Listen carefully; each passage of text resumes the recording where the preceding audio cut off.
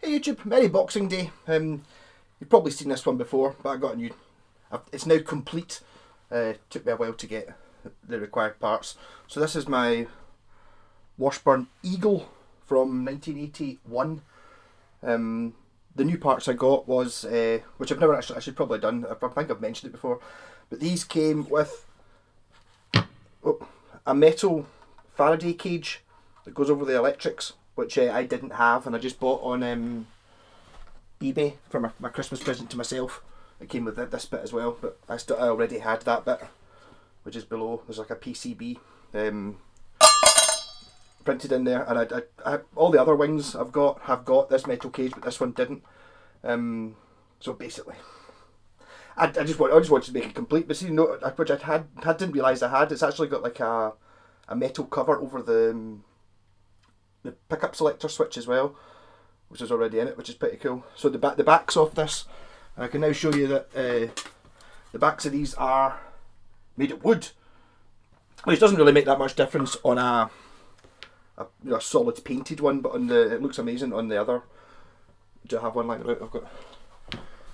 You see that the hawk, it does look great when you've got the matching wood rear cover.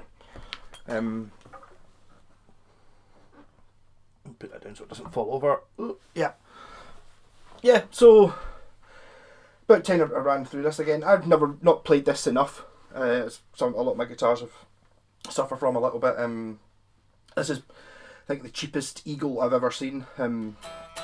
It's had a neck repair at some point, but it's solid. I don't know about a neck repair. It's had some damage, and I don't know. You'll probably not see it. You can see it a bit there.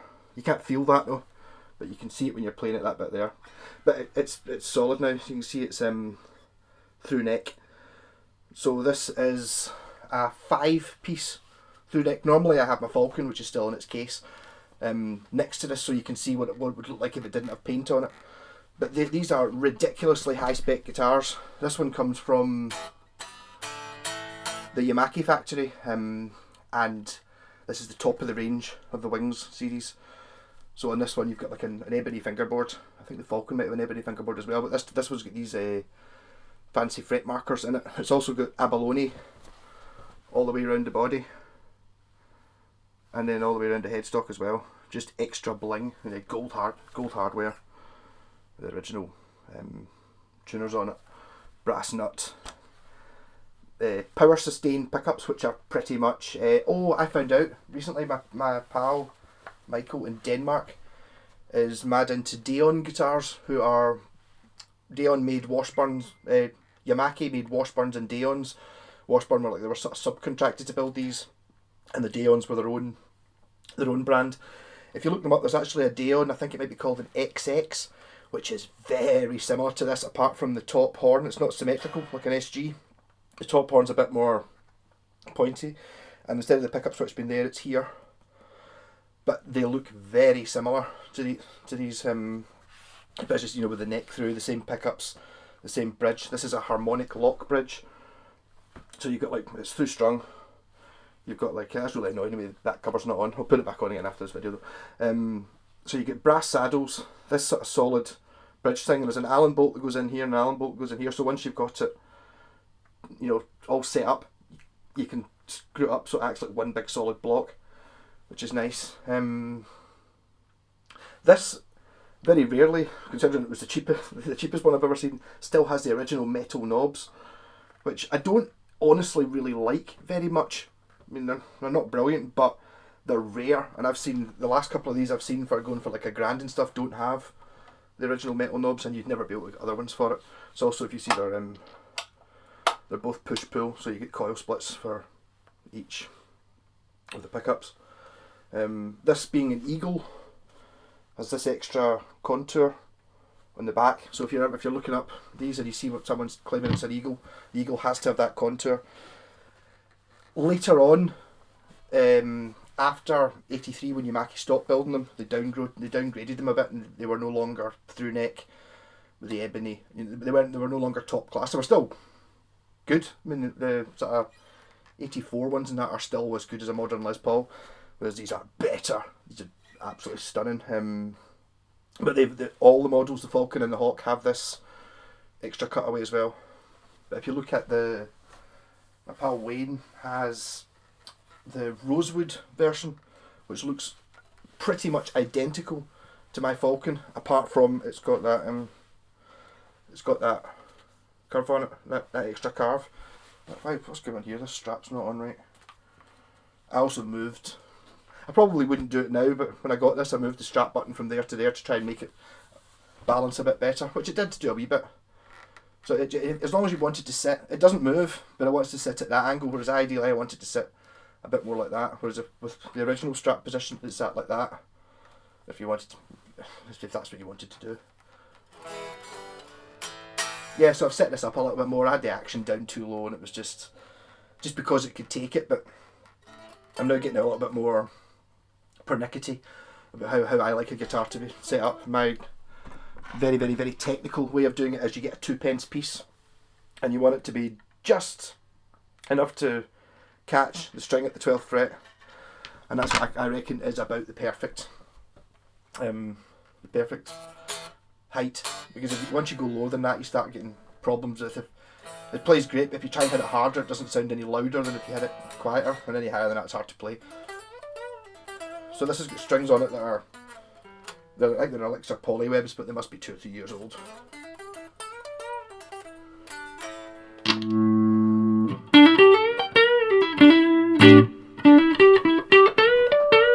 Reverb on.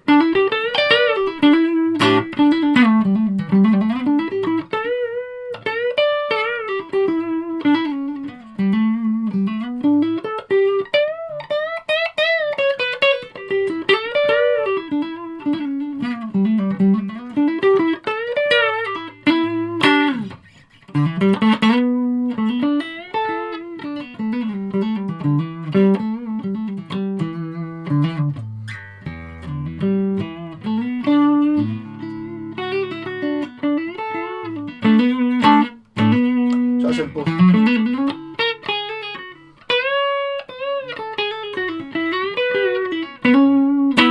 So that's both the pickups coil split. It's a neck.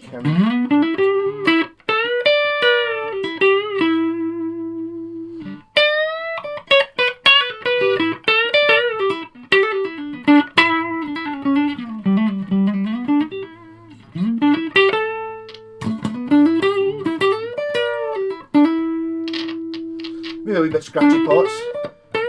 Maybe give it, while I've got the back off, I might give it a bit of a scoosh with the contact cleaner.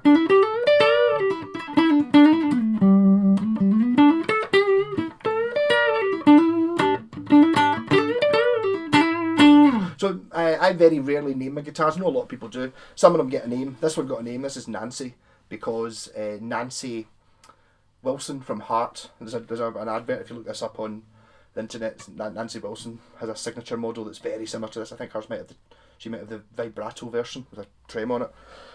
But this colour, this sort of ivory white, which I have something that's really white.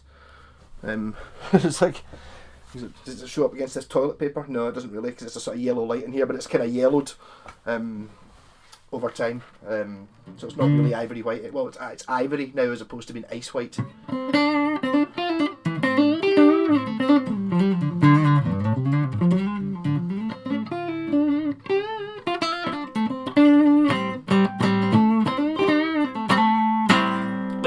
Coil spots and I seem to work very well.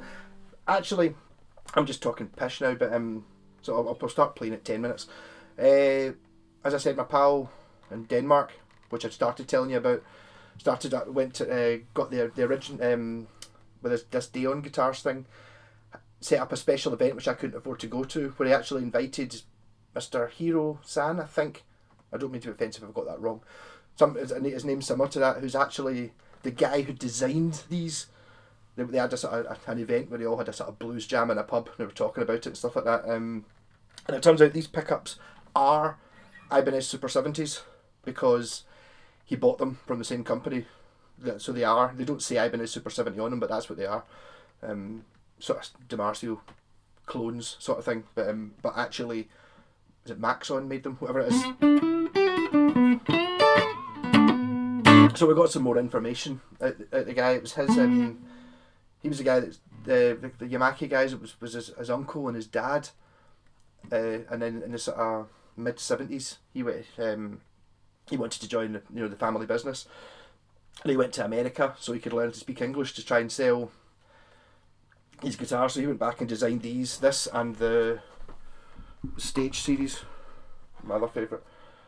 This series, he designed them, and they basically made them as good as you could make a guitar. And round about 1983 or something like that, they couldn't cope with the demand for them, so they had to try and make more, and they had to reduce the quality of them so they could make more. And then something went wrong, and a whole container load of them arrived in America, and they weren't good. The necks had split and stuff like that, so they were basically, that's where the company went under. So that's why Yamaki ended, and they moved to another company to manufacture them. But I think there was always a problem with these being too expensive to build. I don't think whoever it was that owned Washburn actually made that much money at them because they were too expensive to build. It's through neck, and it's got a hand carved top and all this nonsense. But I mean, that's why they're so unbelievably good.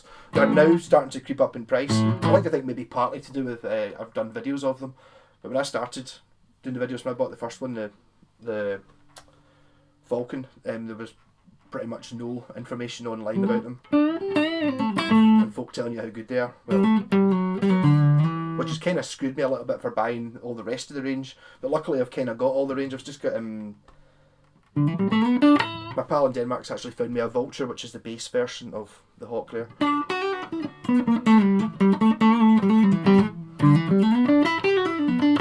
It really does work really well in single coil mode. It sounds an awful lot better than most coil splits do. Have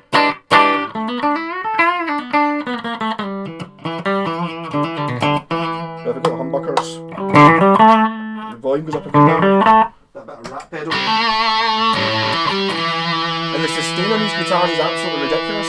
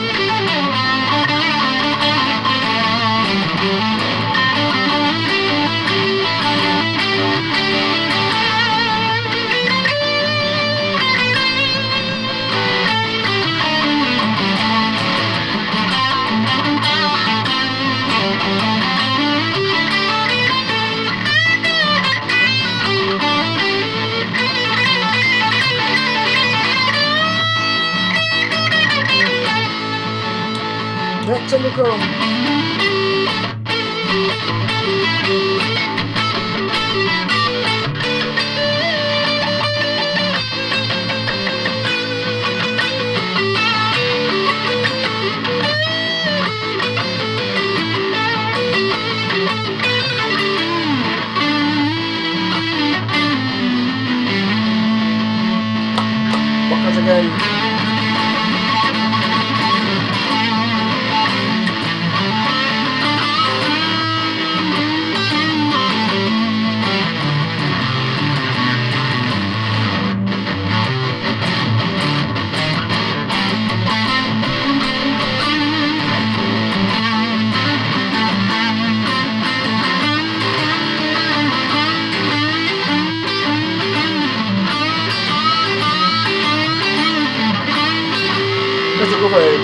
on the bridge and then the buck on the neck. It might give it a bit of both.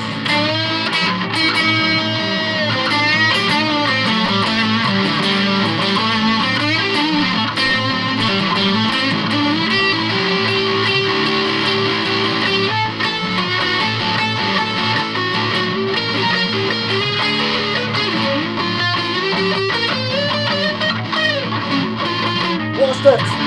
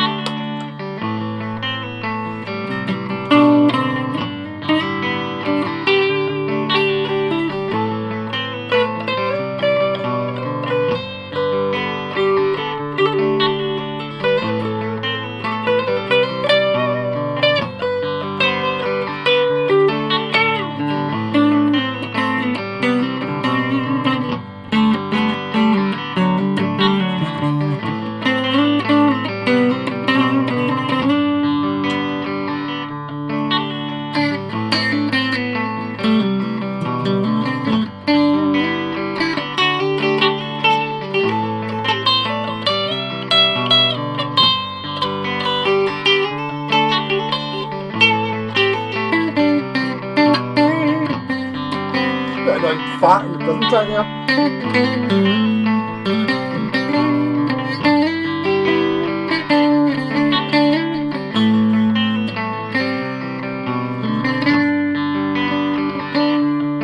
Bass pedal.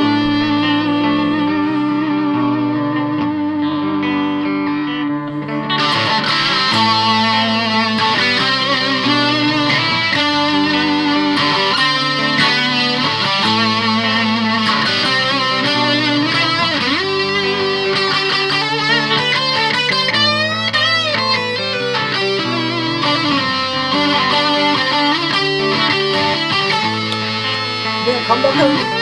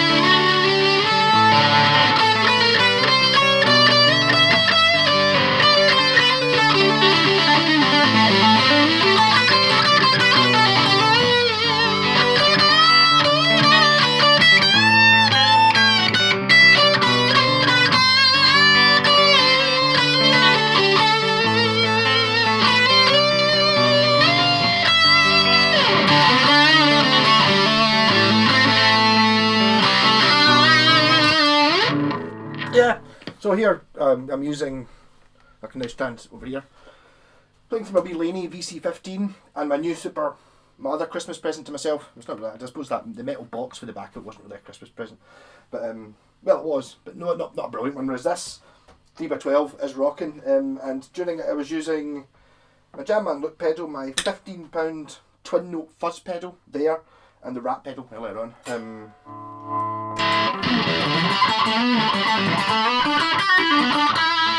I will be using this guitar a bit more. I'm going to take it into the studio with Cranking House, I think. I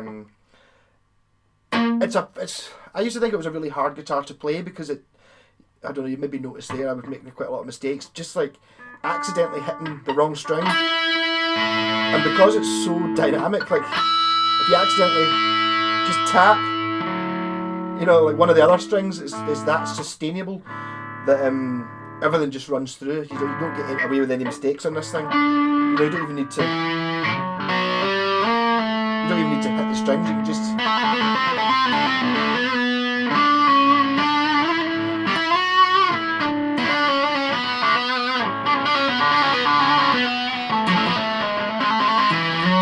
but the problem with that is though, it means that when you do make a hit a duff note or accidentally brush one of the other strings, it totally comes through. So you got to be dead clever when you're doing that.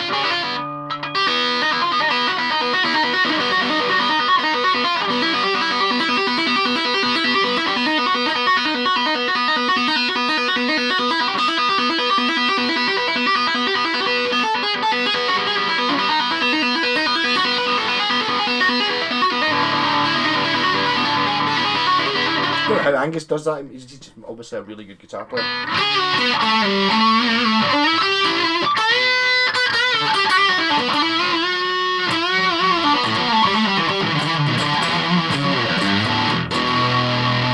But these have got a really strange neck carve on them. It's really U-shaped. My pal said if I hold up you can tell by looking at it what the neck profile is, but I don't think you can on this particular model. But it doesn't have the same neck profile as the Hawk there, which I should bring out again. Oh, just because it's there. So there's a Hawk, and as you can see it's through neck, so it's the same sort of idea. This is just the more basic model, which actually you can look at it, looks absolutely amazing, and you wonder what this looks like below the white paint.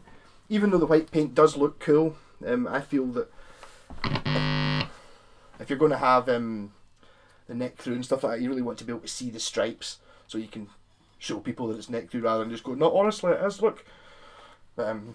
That scoop on the back doesn't give you supreme fret access. You can get to there maybe a little bit better than a Les Paul, but not much. You know, you really want this scoop to be this shape, which gets rid of the amazing look of it. I mean, it was kind of designed to look absolutely amazing. I think it looks amazing anyway. It's my favourite shape. That's why I've got kind of the set.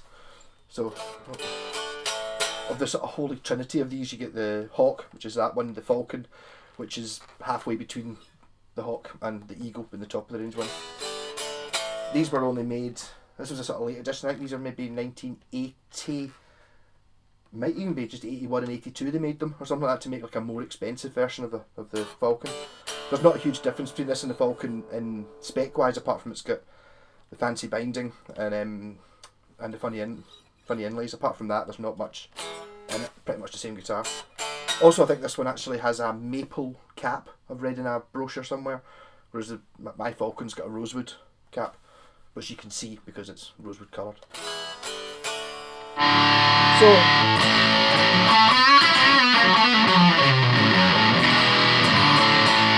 I'm not quite done with videos this year. I'm going to do a roundup of all the guitars I bought for my collection in 2019, and it was a very surprising number. It was not what I expected. Because I mean, I go through an awful lot of guitars, so I actually had to sell some of my collection to buy a car, but this one I wasn't even considering getting rid of this one. This is one of the ones you bring in to show off. You know, if someone comes round here and is like, "Oh, I've got a Les Paul, yeah, I'll look at this." You know, it's like it's the show off one. Also, should mention it's a 25-inch scale, so it's PRS scale. So it wasn't, PRS didn't invent the 25-inch scale. You know, a Fender's 25 and a half and a Gibson's 24 3/4, so it's sort of in the middle. more Gibson-y than Fender-y though. But that might be why it's got that wee bit extra. It sounds a bit more like a telly.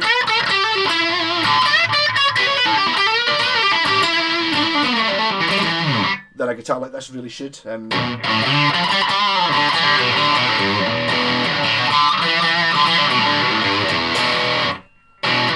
I could argue that sounded like a telly, but I can see myself playing what's clearly not a telly in the picture, so because my eyes are telling me it's not a telly, but I think...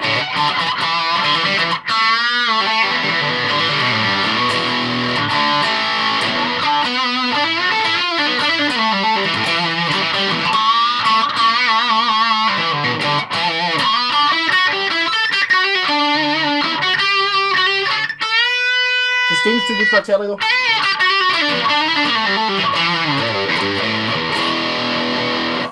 So, rock and roll, I'll leave it at that. I've been talking for ages about this, but I do really love this here guitar. And again, there's my metal covers things, which I suppose is probably for interference and things like that. I mean, I did play it for 10 minutes before I put the cover on, and it's like, maybe if you're in an oscilloscope you could tell the difference in the sound, but I couldn't.